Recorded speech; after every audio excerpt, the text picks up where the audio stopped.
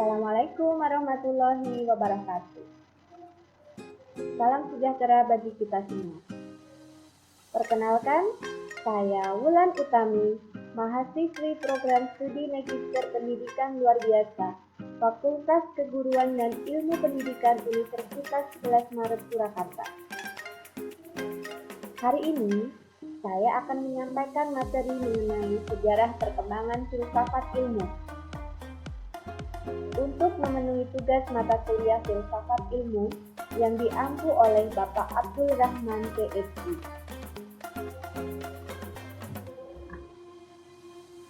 Sebelum kita mulai materi hari ini, kita berdoa terlebih dahulu. Berdoa dipersilahkan.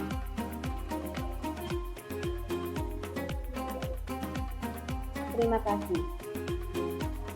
Mengapa kita perlu mempelajari sejarah perkembangan filsafat ilmu?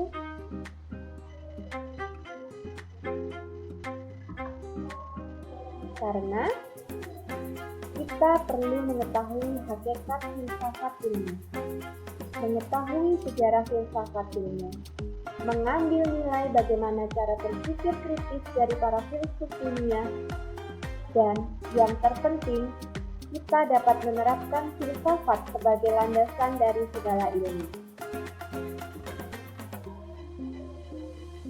Apakah yang dimaksud dengan berfilsafat? Apakah kita pernah berfilsafat?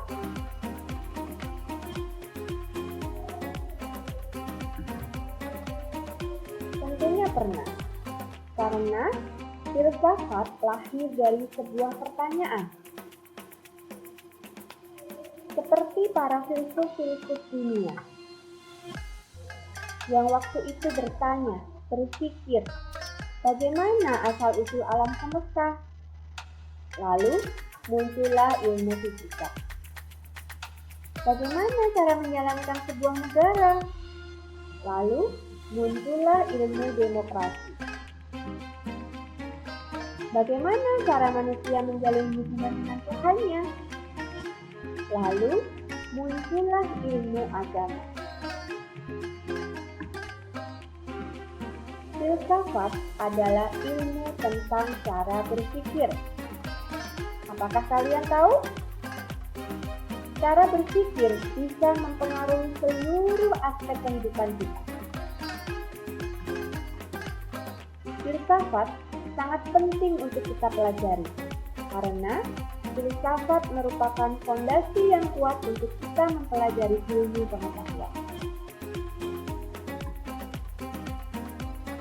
Baik, kita masuk mengenai sejarah perkembangan filsafat. Sejarah perkembangan filsafat di dunia dibagi menjadi 5 zaman. Yang pertama, zaman Yunani kuno. Yang kedua, zaman pertengahan. Yang ketiga, zaman Islam.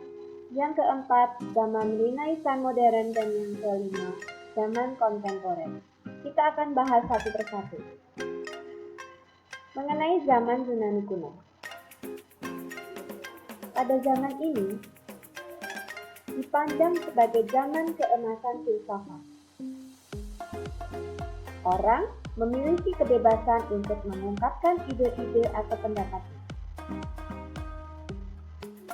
Pemikiran-pemikiran filsafat Yunani membawa berbagai perubahan dalam perkembangan ilmu pengetahuan. Lalu, muncul filsuf-filsuf yang mulai melepaskan diri dari mitologi dan memulai interpretasi yang didasarkan pada alasan dan bukti. Tokoh-tokoh pada zaman Yunani kuno antara lain Thales, Pythagoras, Socrates, Plato, dan Aristoteles. Thales adalah seorang ilmuwan matematika.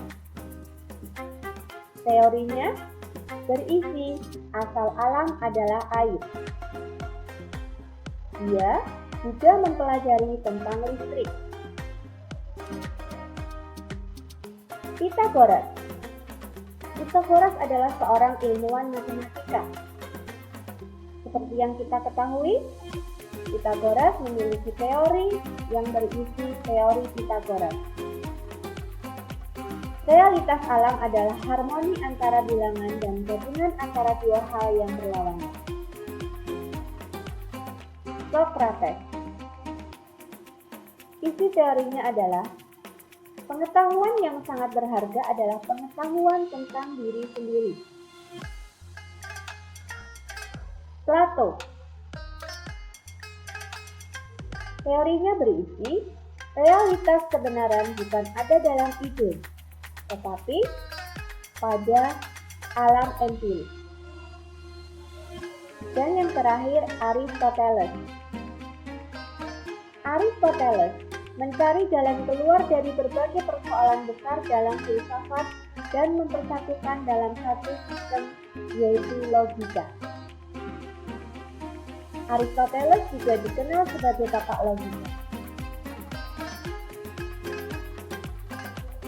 Suatu cara berpikir teratur menurut urutan yang tepat berdasarkan hubungan sebab atau disebut silogisme. Kita beranjak pada zaman pertengahan. Zaman ini disebut sebagai masa kegelapan. Ilmuwan yang ada pada zaman pertengahan hampir semua adalah para teologi.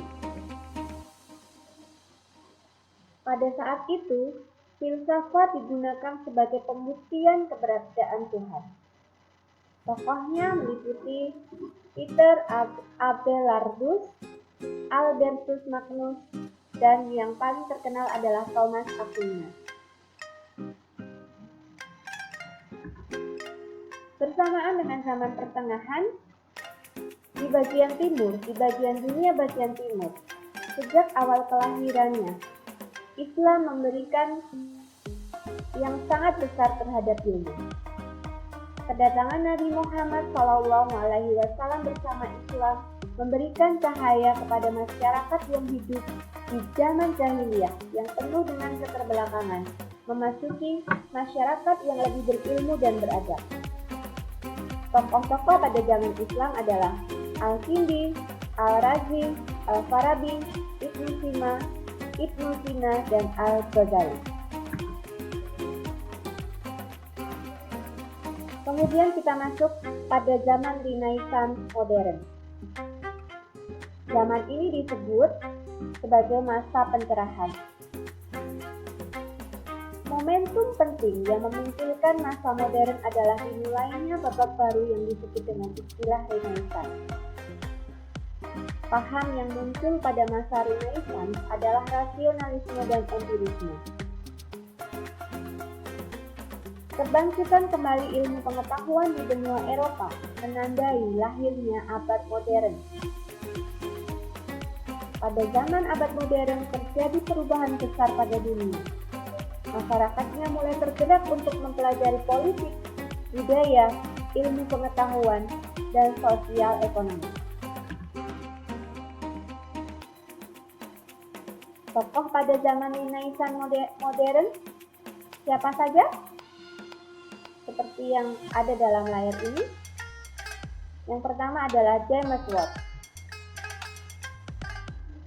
James Watt adalah penemu mesin uap. Kemudian Thomas Alva Edison yang menemukan listrik. Alexander Graham Bell menemukan telepon. Copernicus dan Galileo Galilei menemukan ilmu astronomi. Dan yang terakhir Newton menemukan ilmu gravitasi dan optika. Yang terakhir, zaman kontemporer dimulai sejak abad ke-20. Zaman ini disebut juga filsafat postmodernisme. Pada zaman kontemporer, para filsuf mulai melakukan penelitian dengan metode ilmiah secara tepat dan cermat. Muncul filsafat yang bersifat realis. Sebagian filsuf adalah spesialis di bidang khusus seperti matematika, fisika, sosiologi, dan ekonomi. Pada zaman kontemporer, terjadi kemajuan peradaban dan teknologi akibat pemanfaatan ilmu pengetahuan.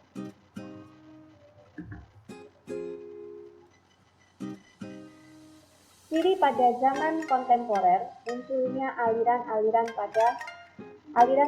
filsafat pada zaman ini. Yang pertama, aliran eksistensialisme, kemudian pragmatisme, postmodernisme, strukturalisme, fenomenologi, vitalisme, dan yang terakhir, analitis. Yang kita pelajari tadi adalah mengenai sejarah filsafat di dunia. Cara berpikir filsuf dunia membawa kemajuan dalam berbagai aspek kehidupan. Ilmu pengetahuan dan teknologi berkembang seiring kemajuan zaman. Dan kita, sebagai penikmat ilmu, haruskah berhenti di sini saja? Atau kita akan mengikuti jejak para filsuf dunia dengan kemampuan berpikir kritisnya? Bagaimana caranya? Buatlah sebuah riset yang berawal dari proses berfilsafat. Semoga kita menjadi generasi yang haus akan ilmu, tidak sekedar menjadi penikmat kemajuan zaman, menjadi pendidik yang menyampaikan kebenaran atas sebuah ilmu. Terima kasih. Itu saja yang dapat saya sampaikan. Dan tidak lupa saya ucapkan terima kasih kepada Bapak Abdul Rahman, PhD, sebagai dosen pengampu dalam mata kuliah filsafat ini yang sudah membimbing saya untuk mempelajari filsafat ini. Lebih dan kurangnya mohon dimaafkan. Wassalamualaikum warahmatullahi wabarakatuh.